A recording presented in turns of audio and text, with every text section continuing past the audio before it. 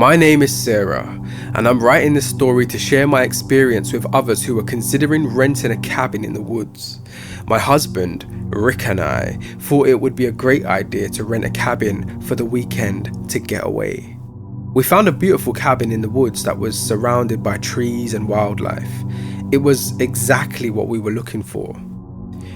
We arrived at the cabin on a Friday evening, eager to start our relaxing weekend.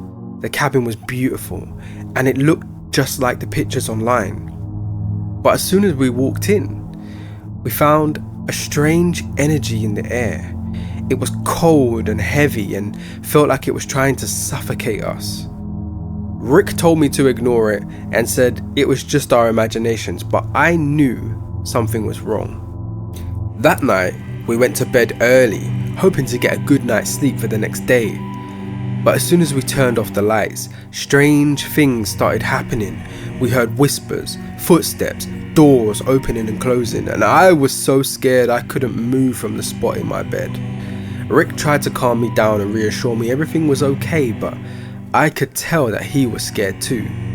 The next morning, we woke up to find our belongings had been moved.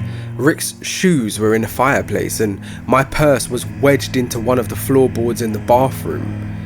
We hadn't seen anyone or anything else around, but it did feel like we were being watched. We didn't really know what to do, and this was just too weird for us, so we decided to leave the cabin and find a hotel to stay in instead. As we were packing our bags though, we heard a woman's voice saying, "Don't leave, I need your help." And we were both scared stiff, didn't want to move or even make a sound, but the voice continued to speak calmly and ask us for help. I thought her voice was strangely familiar, but Rick said he didn't think so. She told us she needed our help to solve a mystery that was keeping her trapped in the cabin. "I'm sorry I can't show you my face," she began, "as it's against the rules, and if I break them, I'll never be able to come back home again. I've been stuck here for many years, unable to escape. I'm cursed, and no one but you can break it." She told us there was a secret passageway that led to a hidden area beneath the cabin. She wanted us to go down into it and find an old chest, and inside that chest we would find notes from a journal that contained the answers we needed. If we opened that journal, we would learn how to release her from the curse. Now, believe me, Rick and I were so scared and confused, but something about her just seemed trustworthy, and we decided to stay and try and help her solve her mystery. We started by looking for the secret passage. She said it was hidden under the floorboards of the bathroom. As soon as we pried out the boards and lifted up the floor, we found a trap door. We pulled it open and climbed down into the pitch black. When we got to the bottom, Rick pulled out his lighter and held it in the air so we could see. It was a dark, cavern-like space that must have been about 20 foot long and 10 foot high. It reminded me of some sort of prison cell and had bars hanging over our heads. It was freezing, so we moved slowly through the tunnel until we came to the end where we found a door, unlocked, so we entered. The walls were covered in graffiti, which oddly was kind of reassuring because it meant someone had been there before us. But the floor was covered with blood and bones. Blood was dripping from the ceiling and running along the walls. There was a particular trail of blood that seemed to be going off deeper into the room, so we followed it until we found a wooden chest. As I opened the lid, I saw it was packed with old letters. As soon as I read them, my heart sank because I recognized my mother's handwriting. They weren't letters though, they were notes. Notes about what she was learning about magic. The last of the notes said, "When your soul is hers, you will understand these words. Lightning strikes twice, but fire burns thrice." After reading it, I realized it was a riddle. Lightning doesn't strike twice though. And fire only burns once, so what did the ghost mean? We decided to take the notes and return to the main room, and I called out to the ghost. "Mum, is that you?" The ghost spoke again. "Yes, Josephine, it's me." It was my mother. She was the trapped ghost in the cabin. "Mum, I can't believe it's you. We thought you ran off and left us. What happened?" I cried. My mother's ghost was sobbing now though. "I'm sorry, my love, but there's no time to explain. You must go back into the cabin and look for the other half of the puzzle." So without hesitation, we went back down into the pitch black cavern. But this time, it was different.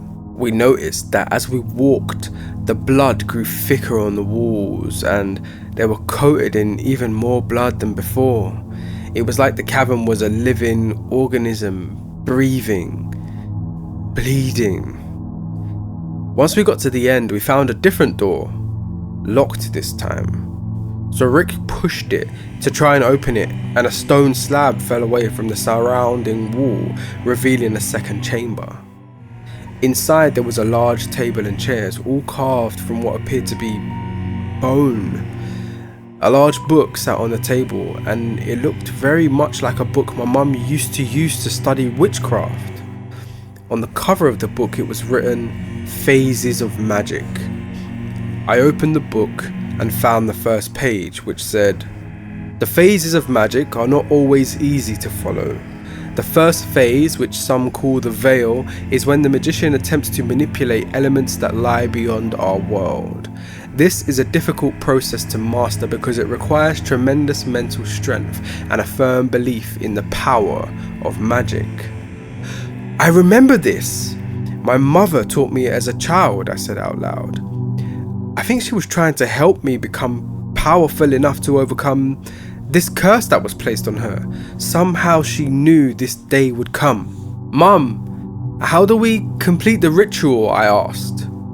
"You must find the other half of the puzzle, then it will be revealed to you," Mum replied. Rick picked up the book and flipped through the pages frantically, and he stopped at the very last page. "Fulfillment of the spell requires the proper ingredients. These include a pinch of the earth, a drop of blood, and a small piece of skin from each sacrifice." Rick turned to me and said, "Sacrifice?" I nodded and said, "This is where we get the blood and flesh." "Shit, Josie," Rick said as he pulled his Swiss Army knife out from his pocket. He quickly, without hesitation, sliced the tip of his finger off and tossed it onto the book. Then he took my hand and did the same. Blood poured out of our fingertips and across the pages of the book. I knelt down and grabbed a handful of dirt and threw it across the book, and it instantly burst into flames, and 2 bolts of lightning shot out from it and hit both me and Rick in the chest. I could hear voices screaming in my head, and I could see my mum tied to a stake and being burned like a witch in Salem, and then everything went silent and black. When I finally regained my senses, I was standing outside the secret chamber, and the lights of the living room were on, and I could see paramedics, police and firefighters all over the cabin. I walked into the living room in a daze.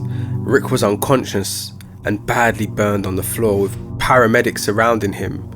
"We need to resus. Be careful though. He suffered 1st, 2nd and 3rd degree burns," I heard one of them shouting.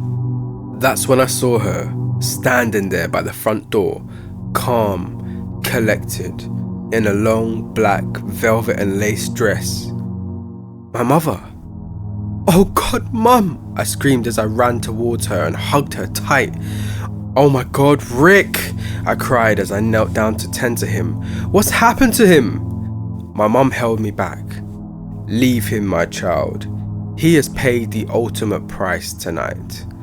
Ours is a long and complicated story, but for now, let us take comfort in the fact that we are reunited and leave this cursed place. And as we journey together, I shall reveal the tragedy of my fate and the importance of your destiny." At that moment, all I could hear in my mind was the beginning of that riddle I had found earlier. When your soul is hers, you will understand these words.